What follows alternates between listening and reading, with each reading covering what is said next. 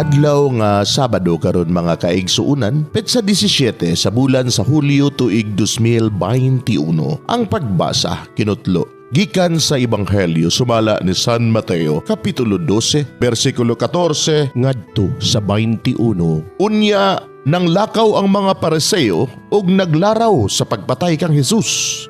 Nakamatngon si Jesus may tungod sa laraw bato kaniya busa bibiya siya ni adtong dapita ug mikuyog kaniya ang daghang mga tao. Giayo niya ang tanang masakiton o gidid-an niya sila pagpanugilon mahitungod kaniya. Nahitabo kini aron matuman ang giingon ni Propeta Isaias.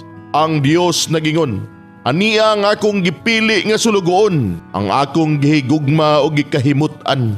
Kaniya pakonsaron ko ang akong espiritu o isangyaw niya ang akong kabubuton ngadto sa tanang katawhan."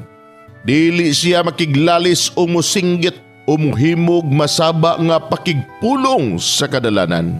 Dili niya balion ang bawog nga bugang o palungon ang makaawp nga suga. Magpadayon siya sa iyang buhat hangtod nga mapatunhay niya ang hustisya ug siya'y mahimong paglaom sa tanang katawhan. Mga igsoon, ang Ebanghelyo sa Ginoo. Daigon ikaw, o Kristo.